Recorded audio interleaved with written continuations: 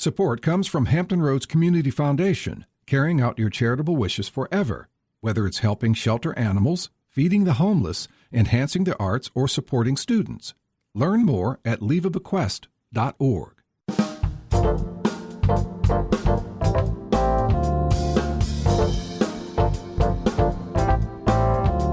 Hello, everyone. I'm Barbara Ham Lee. It's all about politics on today's Another View. We are excited to have with us the White House correspondent for the PBS News Hour and moderator of Washington Week, journalist Yamiche Alcindor. And later in the show, Dr. Eric Claville joins us with analysis of the Republican Party, from changes to voting rights laws in several states to the shakeup in party leadership. How will all of these changes impact our understanding of democracy? It's an insightful and impactful hour on Another View, and we thank you for joining us. We'll be right back after this national and local news from NPR and WHRV FM.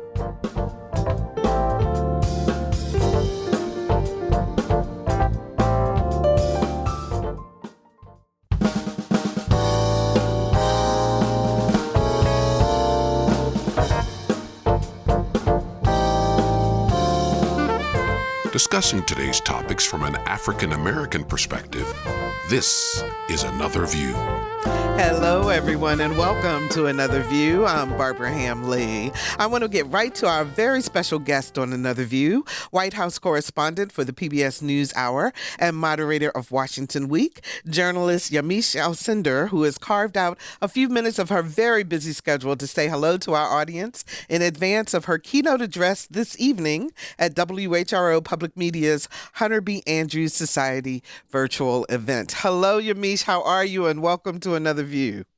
Hi, thanks so much for having me. I'm so excited to be here with you, Barbara. Oh, thank you so much. So I know last Friday was your first day and as the official moderator for Washington Week, but that's not the first time you sat in the chair. My question to you is, did it feel different to you this time?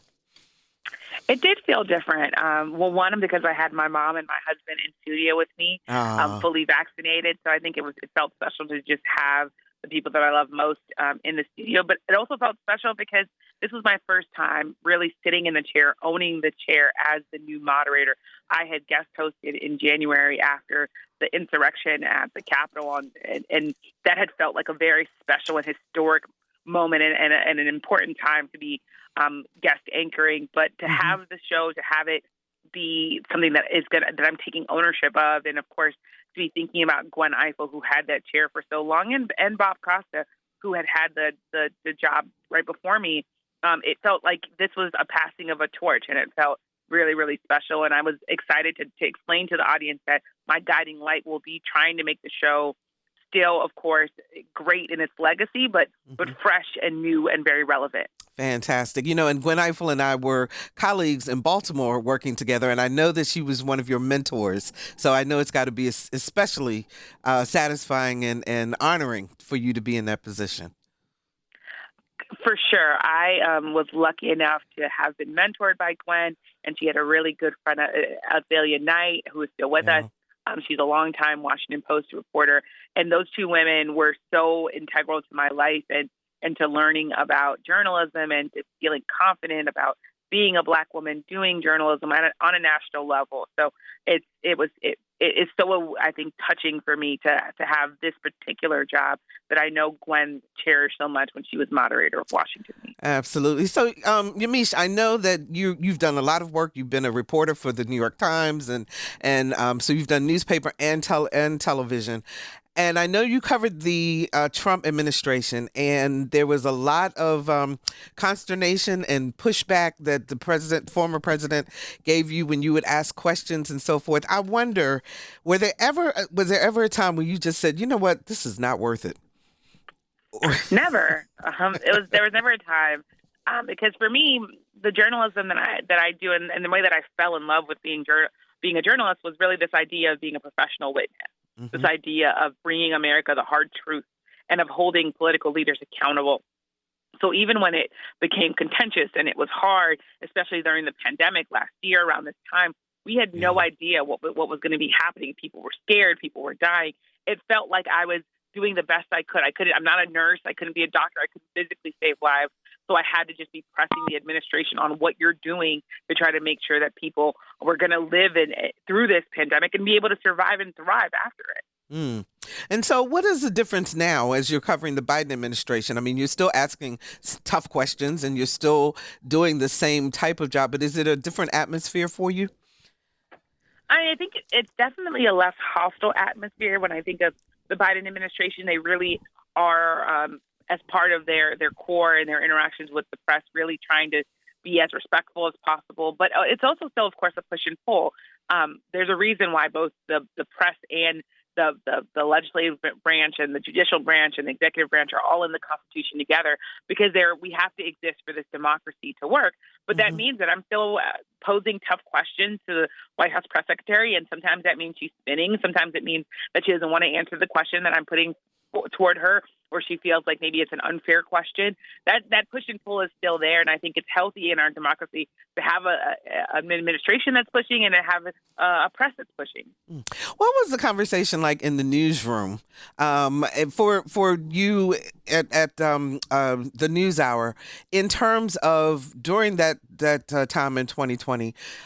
Of how to cover the president and when you were going to bring things forward and so forth. What was the general conversation, especially knowing the attacks that you experienced? I think we're really lucky at News Hour to have some really great people at the helm of News Hour, especially our anchor, Judy Woodruff. She's someone that I lean on a lot to try to get an understanding of how to cover the White House, because she covered the White House a long time as the correspondent for News Hour, but also for NBC News. And she's just a real, I think, good person to talk to about things. And the conversation that we had were about making sure that we were pressing for truth, making sure that we weren't, being unfair, but that we were also being very clear-eyed about the mission of journalism. And that is, of course, to get at the facts, to present what's going on, and especially last year, it was to say, the president is downplaying this pandemic. This is not the flu. It's to say the president saying, we're doing great with testing when in fact we are not doing great with testing. So I think the conversation was just making sure that we're keeping at the core of our ideals and our mission at PBS, but also our mission as journalists overall. So what is your personal way of making sure that you remove as much as you can, because we all come to any topic with our backgrounds and our biases and so forth. But what do you do to protect yourself, Yamiche, in terms of maintaining your professionalism, being that grace under fire, as people say, as you go through that? Well, I think there's two parts. I think the first part is to really lean into what I know or what I think about certain subjects, to really understand kind of what I'm thinking about something, and to make sure that I'm being fair in my reporting. So to think about whose sides am I talking to? Am I talking to enough Republicans and Democrats? Is my story balanced? I'm constantly thinking about that in terms of how I present the news. And I'll say that the second thing I do is really try to have a really great group of people around me. When I think of my mom and my husband and my girlfriends, I'm an AKA, a member of Alpha Kappa Alpha Sorority Incorporated, which, full disclosure, is the same sorority as the vice president. Yes, we know. But, for me, it's about having that group of people that you can talk to and you can vent to and that you can really trust. And I tell my mentees all the time, you want to make sure that you have a sort of a personal board of directors that you can go to and just be yourself, and that will have your back. I remember my friend's grandma, she's 97 now. She always told me before I got married, look for a guy that has your back.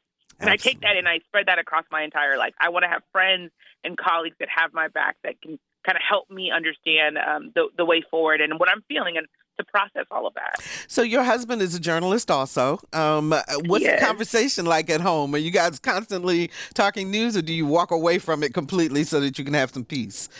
I would love to say that we have this great work-life balance, but we don't, right? We talk about the news all the time. We're constantly talking about the news, constantly talking about the local news, and we're local news junkies. We love watching the local D.C. news. My husband covers Loudoun County in Virginia, which is a suburb of D.C., so we're constantly talking about what's going on in Loudoun County. It's constantly doing interesting stories that I'm reading and editing sometimes, and he's editing my script. It's a working household, really. He's kind of he's definitely my love, but he's also my coworker in some ways. So I think it's great. But I will say that, we do take time to visit our family, to watch movies, to just kind of check out a bit. My husband is really good at making sure we're both being healthy and going to the gym and doing all of the things that, we have to do to just kind of stay balanced and healthy. Yeah, because that's the key, is to try to balance things out. So since you've done newspaper and TV, outside of having to wear makeup, is there any difference in the way that you report for each of those mediums? For print versus TV, I think so, because I think in TV you don't have the time that you have in print. Yeah. I could talk to someone for an hour and then write 2,000-word story for the New York Times about just one person's life. And in TV, you have a minute, 2 minutes. And PBS, I will say that we're lucky that we sometimes have 7-minute packages, which is really like a mini documentary anywhere else. So I think that we have this opportunity to think about that. But in TV, for sure, you're thinking about pictures, right? The way you start a story is about what's your best video, what's your best sound, how does this look? And I think that that's really important, and I think it's in some ways it changes the way that I report.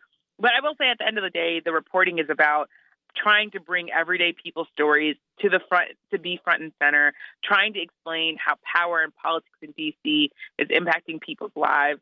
That's the core of what my journalism and what I think reporting should be about. So that, in some ways, is all the same. All right, that is fantastic. Well, I know that you have a White House briefing, so I'm not going to hold you any longer right now, but we are looking forward to your keynote address tonight to the Hunter B. Andrews Society, and for a conversation between you and I later on this evening. So thank you, Yamiche, for joining us today. We really appreciate it. Thank you so much. I really enjoyed it. Okay, take care. And that's Yamiche Alcindor. She is the moderator of Washington Week and also the White House correspondent for the PBS News Hour and a contributor to NBC and MSNBC. And we'll be right back.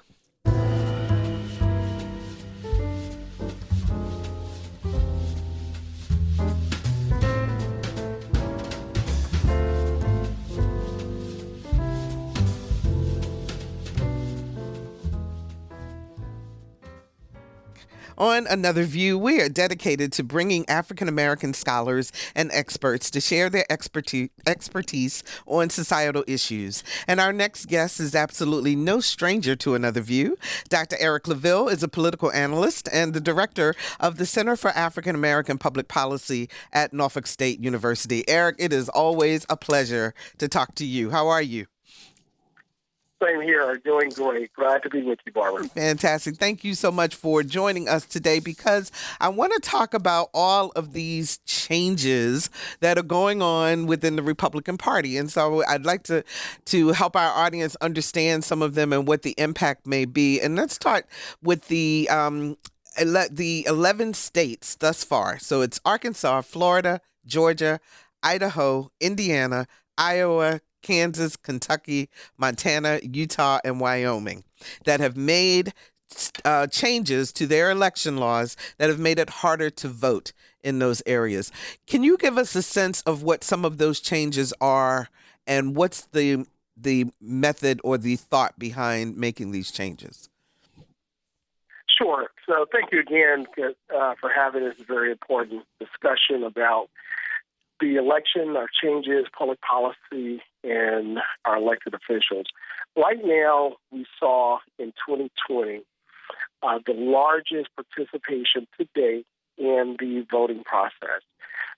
It is the belief of many that when access to the ballot is expanded, access to the ballot is given to groups that have been historically and intentionally marginalized or discriminated against, democracy works better. Mm-hmm. So we saw, Barbara, in 2020 where we had ability, of course, because of the pandemic, to vote without actually having to go to the polls because of course, social distancing guidelines, and again, what we're dealing with the pandemic. We saw mail-in ballots. We saw all types of opportunities to access the ballot in different ways.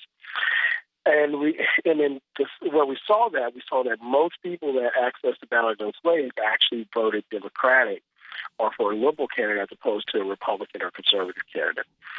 So what has happened is that the demographic-wise, the Republican Party is losing their traditional base.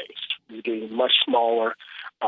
Younger, especially younger white Americans, are becoming more liberal and democratic, and really voting in large coalitions with Democratic candidates because of democratic and policies that they agree with.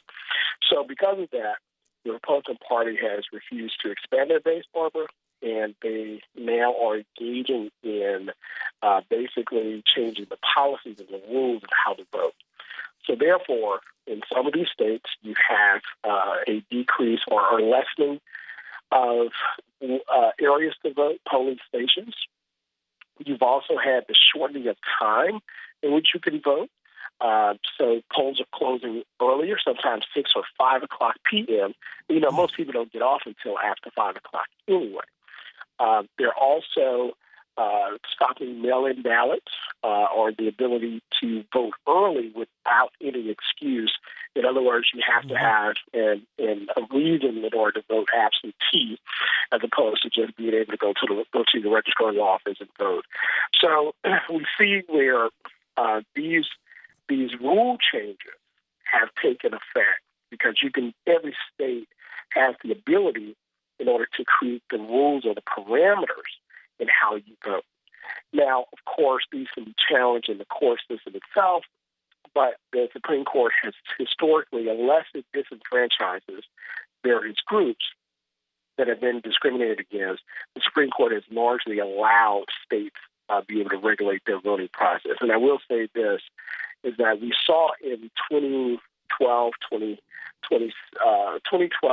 2016 during the Obama years, where we had challenges to rules and actually the changes in voting areas like North Carolina and also in Texas, where the Fourth Circuit actually stated in North Carolina where the changes in where you can actually vote, and we talked about this before, were surgically precision to disenfranchise African Americans. That was from the Fourth Circuit Court of Appeal, and that was ruled to be unconstitutional. So that's what we see happening in a lot of these states that are traditionally Republican and really want to stay there and limit the voice of those who are not.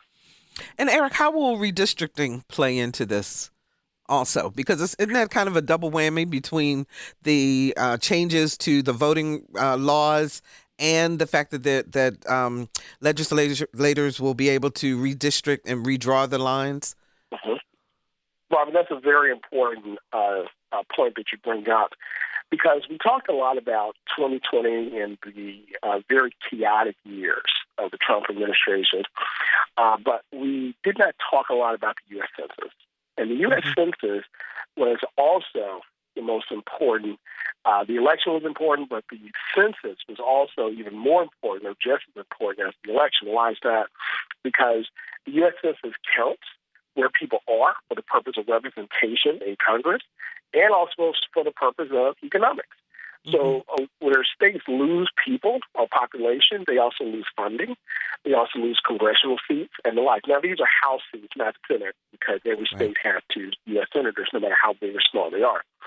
But they lose congressional seats. And when you lose congressional seats, Barbara, you lose influence.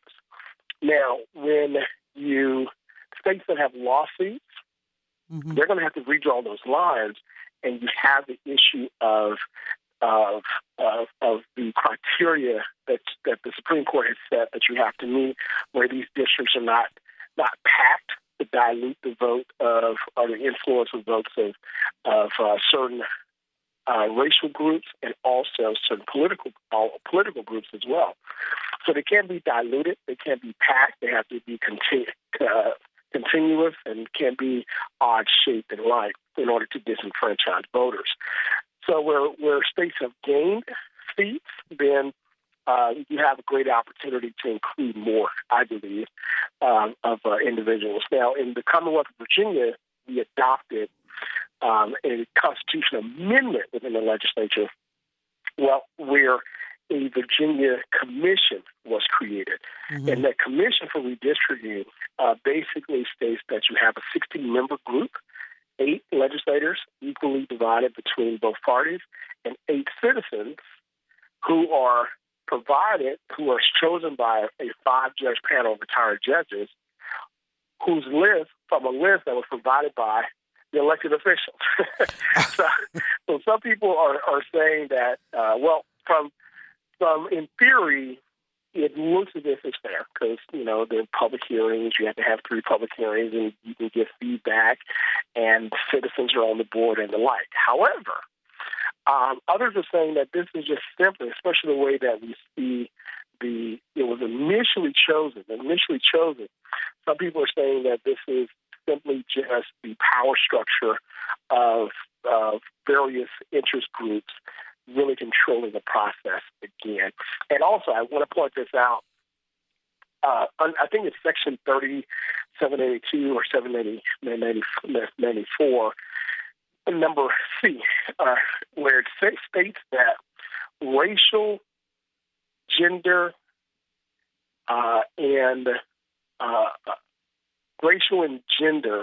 can be taken in consideration when choosing the citizen persons that are on the panel, but it's not a mandate.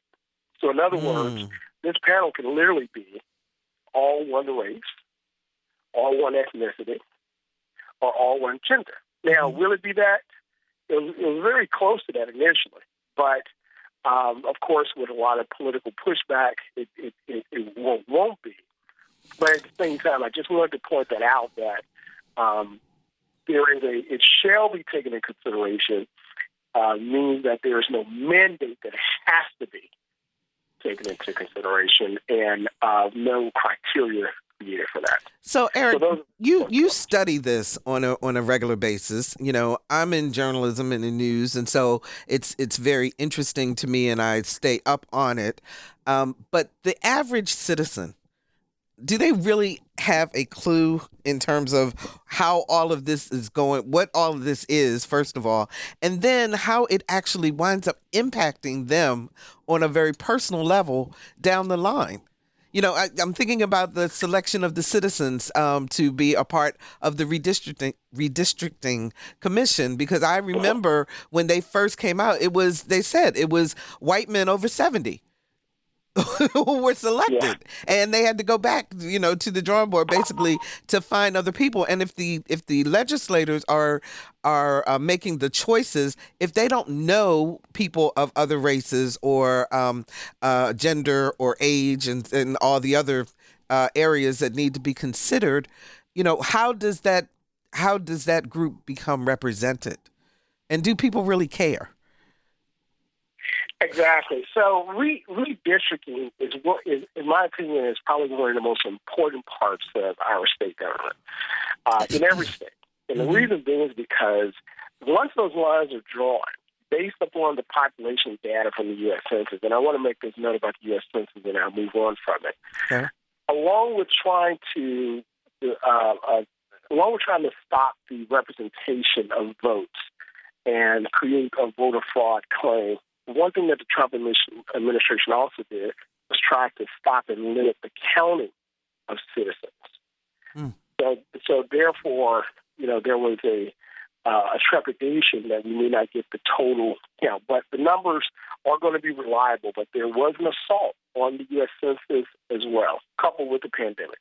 But so moving forward, once those lines are drawn based upon the U.S. Census numbers, those lines are there for 10 years.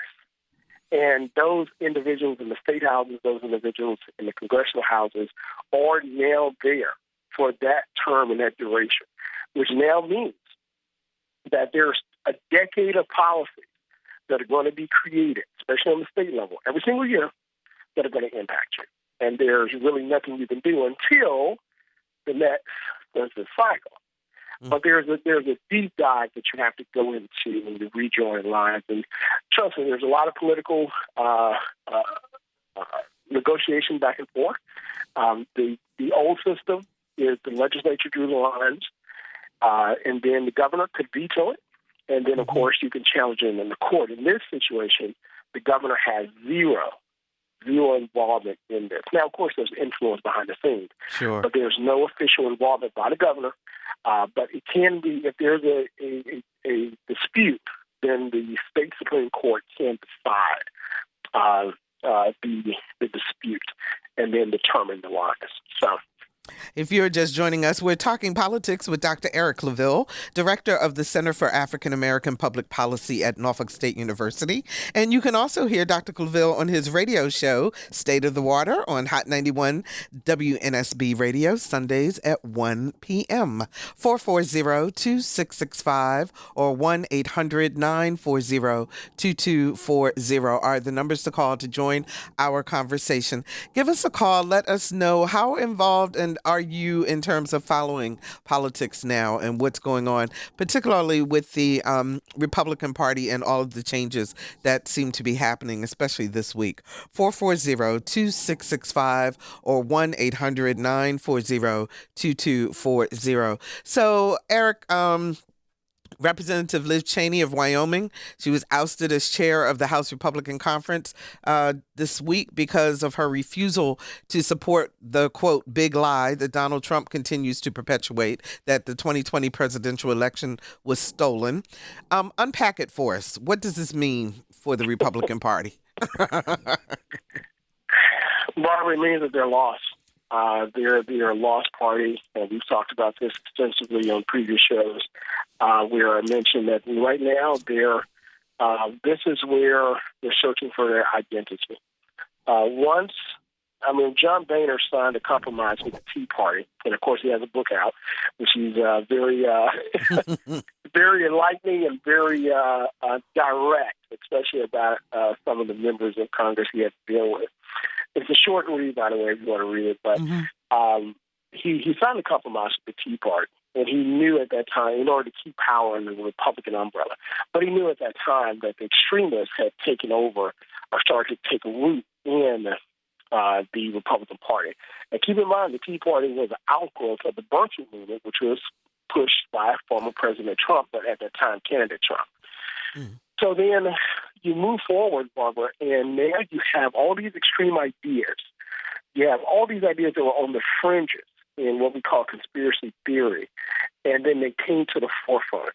And they took hold in the Republican Party, largely based upon conspiracy of government, racism, and also discrimination and the like, that, the borders are being overtaken, blacks are taking all of the jobs. Also, they are, and again, this is in the manifesto for a lot of these white domestic terrorists that killed a lot of African Americans, Dylan Roof and the like. Black men are raping the white women and things of that nature. So these things have taken hold in the Republican base. So they know that 40% of these districts that they represent, they really gerrymandered their way into, are now coming back to really bite them. And bite them pretty bad. So their identity is one where they've gone away from what was revolutionized by Reagan as being conservatism, and gone toward this, in what Boehner called crazy town. And of course, we saw the culmination of that January 6th. I mean, you have businessmen, CEOs, business owners flying on private jets. People driving their cars, their trucks, their RVs, all to come to the U.S. Capitol because they believe that they can overthrow the government. And that's exactly what they tried to do. So that was an example of what, the culmination of over a decade of these conspiracy theories come to the forefront. And now you have representatives in Congress like Marjorie Greene and others who are actually advocating these things on the House floor that are in the records forever. So it kind of boggles the mind. You can scratch your head that some of these things will come out of individuals' mouths, but at the same time, they're taking root. That's who the Republican Party are, and now they're going to have to. And we talked about this as well about the emergence of a third party. There's going to be a third party that's going to. Is that the party that Liz Cheney is talking about? Would that be the third party, meaning that it would be Absolutely. A different type of conservatism? Yes. I mean, they will pretty much go back to, the conservative, quote-unquote, principles in the Reagan administration, but also, Barbara, they're going to have to embrace some of the mainstream beliefs of society. In other words, they can't really You can't. The law and order piece, of Nixon and also Reagan as well. You can't go back to that. They're going to have to talk about free enterprise. They're going to talk about business. They're going to have to talk about freedom, but freedoms with common sense checks and balances, right? Mm-hmm. Like First Amendment speech. You can say what you want, but you can't. But what you say and when you say it and how you say it could have consequences. You can't yell fire at a crowded theater and expect to get away with it. So these are some things that are going to happen. And I will say this. If they get it right, this is an opportunity for them to also pull some conservative Democrats over to this third party that believe that some of the progressive ideas are actually regressive for America. And then they don't agree with all those, but they're still with the party. At the same time, they're looking for a more mainstream option as well. So were you surprised at the hearings where Republicans were saying that the insurrection on January 6th was just a bunch of people coming to visit the Capitol? I mean, the denial. I don't understand the denial of what we all saw, unfold in front of our eyes. Yeah. And keep in mind, a lot of that video was not shown because if you turn the cameras around, meaning from the doorway of the Capitol looking out, you would see thousands of people. It was sad. It was really sad. It made America look like, and I'll say that, it made America look like a country that was defunct of an actual operating government, a developing nation taken over by a coup, and it was from an international standpoint. And a lot of times, Barbara, as Americans, we don't really look internationally, We don't look around, but internationally, we have a standing. And unfortunately, it was pretty bad. With that, it doesn't surprise me because that's all they have left in their playbook. This is it. This is what happens when you stand on a lie and you have to continue to perpetuate the lie in order to keep doing what you're doing. And when you get to the end of the rope, where now the lie is no more feasible, right? You have to now do these things in order to hang on. So, 2022, if they don't move from Trump, they're not now. It's too late. But 2022 is going to be a shellacking again to the Republican Party, depending on how these districts are drawn. But it's going to be a shellacking. And 2024, they're going to probably lose again if a third party is not really created. And there's a lot of galvanizing around that third party. Eric, are you surprised that Trump still has as much control, perceived control from the outside looking in? Are you surprised at that, or? Well, I would say it's not perceived, Barbara. It's actual. And he has a lot of control on the ideology because, again, keep in mind, Trump is a marketer, first and foremost. Mm-hmm. And he has a marketing that he created over the base of the party. So the base of the party still follows. And the politicians and the Republican Party know that, especially in their districts. Because think about it. Mitt Romney spoke out, against Trump, common sense, speaking out in things that were easily verifiable, But look at the backlash he got, from his own state, the people that he was representing, right? Yeah. Look at every Republican that spoke out against Trump and the backlash they received from their own constituency. Yeah, I was reading about the 10 people who voted to impeach the second time and the backlash that they have received, including censure from most of their state legislators. Oh, absolutely. Look, the representative out of Louisiana, who basically stood and said, this was wrong. They voted to censure him immediately in the state of Louisiana. And, I'm surprised he may not win re-election, But, it comes to a point where you got to stand up for what's right, and, there are some things you can sit back and kind of let it play out. And that's the game of politics. That's the game of life. You don't agree with it, but you kind of let it play out. But you know how far you'll go. But there are some things you just got to speak up. You got to speak up against it, because if you don't, then, your hands are going to be guilty as well, with innocent, as the saying goes, innocent blood when it's shed. Mm-hmm. So you got to wash your hands of it. You got to speak out against it. And a few did. And let me tell you, it's never a convenient time. It's always the right time to do the right thing, even when it's inconvenient. Even when it's inconvenient. But so hats off to them that did. 440-2665 or 1-800-940-2240 are the numbers to call to join our conversation. What do you think about what's happening on our political scene today?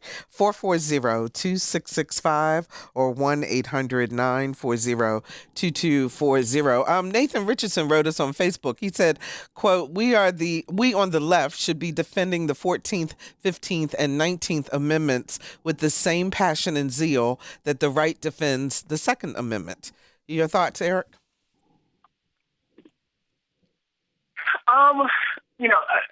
Again, hello to my friend, Frederick Douglass, Nathan Richardson. Yes. I think we are.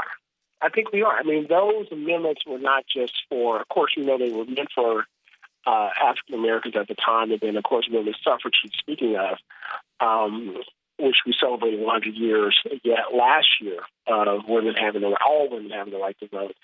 But I think we are. Every time we fight for the ability to speak, every time we fight for the ability for people to voice their opinions, every time we fight for the ability for people to exist in America and have the opportunity. Now, you don't have to agree with people, and I think that's one of the issues with cancel culture as well, is that we can agree to disagree, right? Mm-hmm. We have to be able to agree to disagree. I don't have to agree with you. You don't have to agree with me, but you have to respect me, and we just have to respect each other. But when we fight for those rights, the ability to vote, the ability to have come here, open up your business, the ability for resources and so forth, the ability to live in communities that are safe. When we have that, we're fighting for it. Okay? Mm-hmm. So, Nathan, I think we are. And I think we'll continue to do that. Okay. Let's talk to Vernon from Newport News. Hi, Vernon. You're on the air. Hi. How you doing? Okay. How are you? I'm doing well. Thanks. Good. Professor, I wanted to ask you, were you surprised that Republicans really partnered with the Russians, considering how anti-Russian they were during the Reagan administration? Thank you so much for the question. I'm sorry, Barbara. What did you say? Yeah, could you hear? Could you hear him? Yes. Go ahead. Yes, I could. Okay. So actually, I'm not surprised. I'm not surprised of the partnership with Russia, and it was more so Trump partnering with Russia and the Republicans turning a blind eye, right? But keep in mind, this thing is about power, right? We literally went through a war where Japan bombed our military base, which then pushed us into the war. But then we created a plan with Japan after their surrender, and now they're one of our biggest allies. We rebuilt their country, their factories, and so forth, and now they're one of our allies. So the same thing with Vladimir Putin and Russia itself. We disagree on a lot of things, but there are some things, especially when it lines up with international pacts and international agreements. Hey, a lot of these things are really in media to show that there is some division, but behind the scenes, it's about money, it's about power, it's about control. So the enemy of my enemy is my friend. Is my friend. So let's see. Lynn wrote us on Facebook. She wants to know, quote, was I naive to think that once Joe Biden was elected that the genie would automatically go back in the bottle because the racial division in this country just seems to be getting worse? Thank you so much for that question. And I don't want to say naive, but I will say that it does take a while. You can't, once you release something, it's out there. And you just have to now deal with the untruths with truth.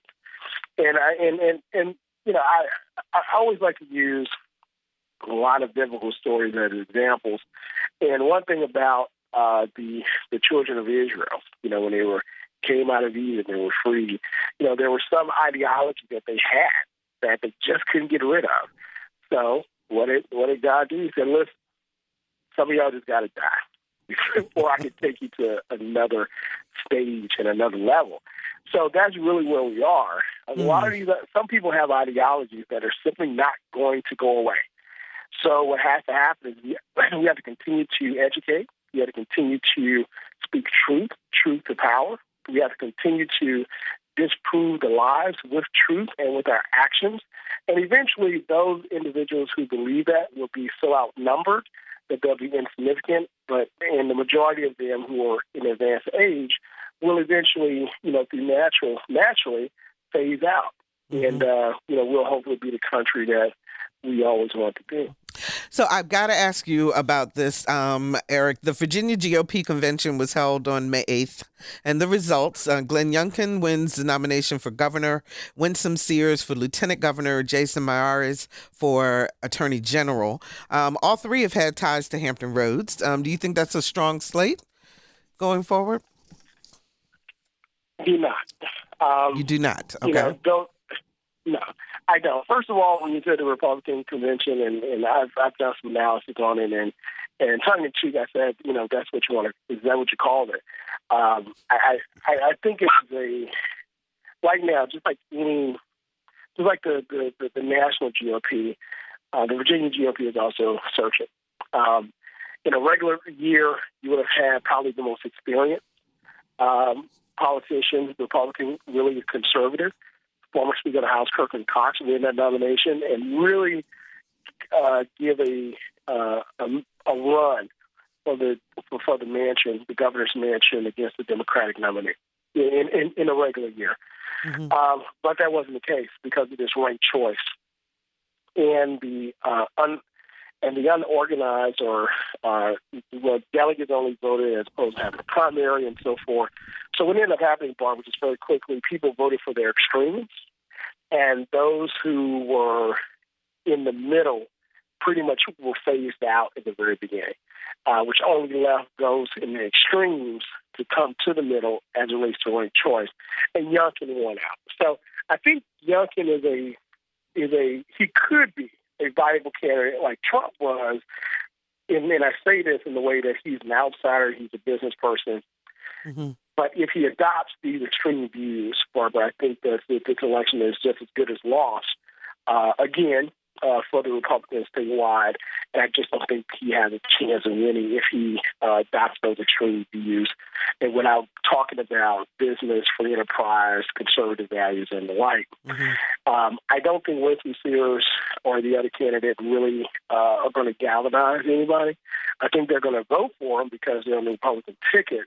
But I just don't. I mean, I don't see how they could really speak to not just their constituency, meaning the Republican Party, but those in the middle, and can pull anyone from the Democratic side. So that's really what has to happen. You got to be able to chip off some votes and pull some votes over to your side. And you have to also be able to galvanize the extreme of the GOP party, and you also have to galvanize the conservatives. And that's a hard pill to swallow. That's a tall order. And I just don't think they can do it. So Winsome Sears has in her ads that she's running, her campaign ad says, battle-tested conservative, Semper Fi, and she's holding an assault rifle. And Eric, when I saw it, I was just stunned.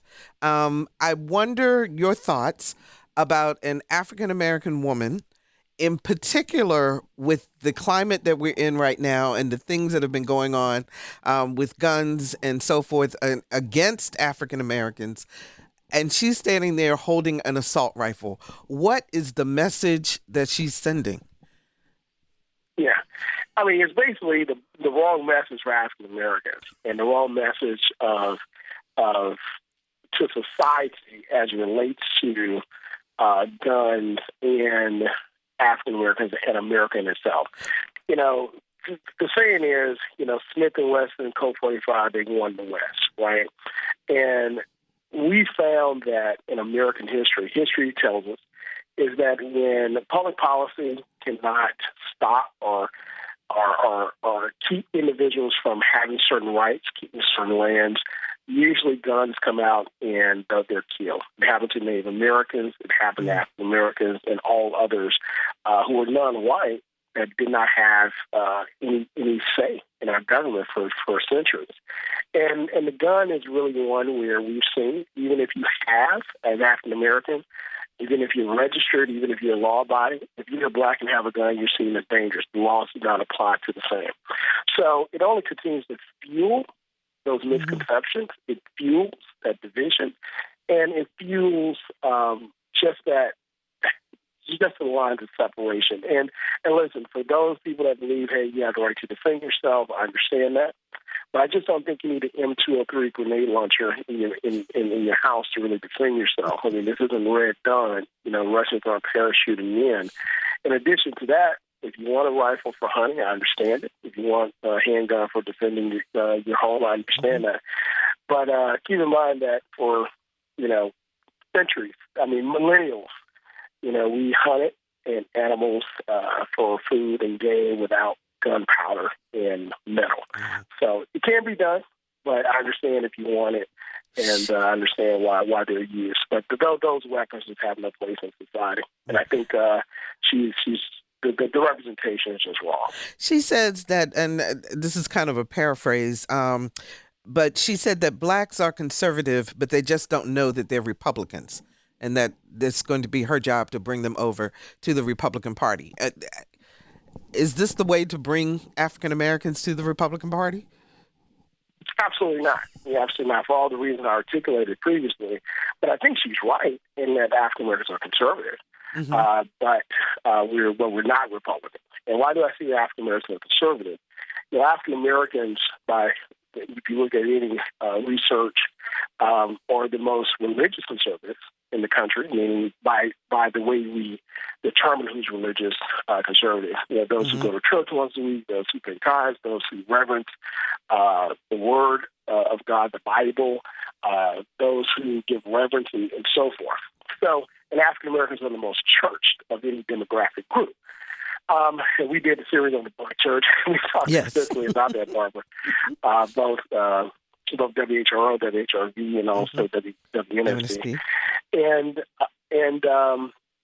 we also are conservative if you think about African Americans and lifestyle. Now, I know popular culture shows a different light, and I know that there's a conversation that is going to be had about that pretty soon, and if it hasn't already started.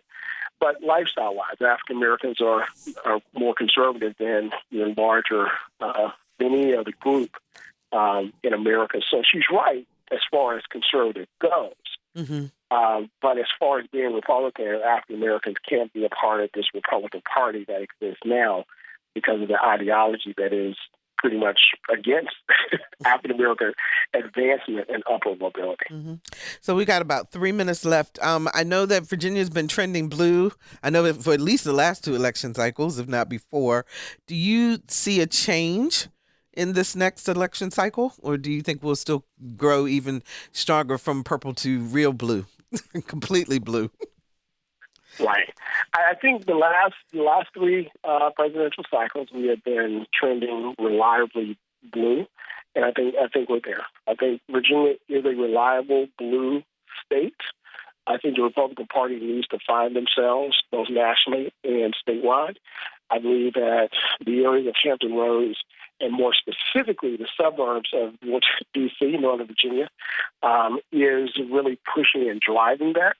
and of course, your historical areas of Richmond and, as I said, Hampton Roads as well. But for the most part, Virginia is going to be that 8 to 10 percentage points reliable blue in these national elections, and also possibly in a lot of statewide elections as well. Given the slate of Republican candidates, I don't see that changing in this election cycle until the message changes, the representation changes, and the vision and direction of the Republican Party changes. Eric, do you worry about the quality of people who are running? Because, honestly, with all the stuff that's going on, most people say there is no way that I would put myself out there.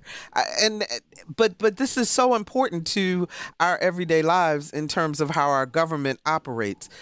Are you ever concerned as you work with young people and you look towards the future in terms of who is actually willing to step up and run? I am. It looks like anything goes on the other side. Now, you do see after the Democratic candidates, you see a lot of individuals who are, put through the process, chosen from various groups, military, education, and the like, vetted very well, very highly educated. If you look at Obama, his wife, our current president, vice president, and the likes, from Clinton all the way up, state offices and the like, yes. But the quality, when we talk about the quality, we want to say, individuals with experience, individuals who have a pedigree out in business, education, or individuals who are servants, public servants. Yes, I am extremely worried about that because we're only getting extremes out there. But I think Donald Trump actually did a lot to push that narrative, and I think anybody thinks they can run, but I think that's going to eventually fall off, especially around 2024, 2025. So you want to give a little shout out to what you're going to be on your show this coming Sunday? Sure. Thank you so much. We're welcome. Continually the election. Are you here? Yeah. Uh-huh. We're continuing the election series, our conversation with the candidates on Save the Water, which is an initiative of the Center for African American Public Policy. And this week we have Attorney General Mark Herring and also the Delegate Jay Jones, who's challenging Mark Herring for Attorney General. And then we will then pivot to the candidates for the gubernatorial race. Last month, we talked with the candidates for Lieutenant Governor. So tune in, WNSB 91.1 FM at 1 o'clock. All right.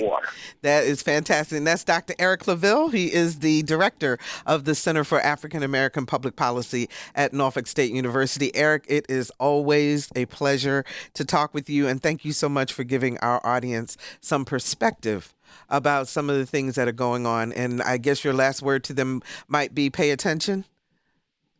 That's it. As always. Okay, thank you so much, Eric. And hey, thanks everybody for hanging out with us today. If you'd like to hear this show again, you can visit our website. It's anotherviewradio.org, and you can download the podcast or any podcast of your choosing.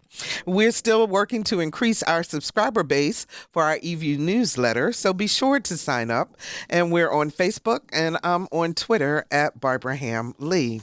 Next week on Another View, Roundtable pundit Allison Moore in a whole new light. She, our millennial pundit, has a lot on her mind. You're going to want to hear her thoughts and all about her new podcast that's called Coffee Break. Our theme music is an original composition, especially for Another View, by the incomparable Jay Sennett. Lisa Godley is our show producer. Todd Washburn is our audio engineer, and Dr. Barry Graham answered our phones. Hey, listen, have you gotten your shot? What are you waiting for? Protect yourself and your loved ones from COVID. Please, everybody, get your shot. I'm Barbara Ham Lee. We'll see you next Thursday at noon for Another View.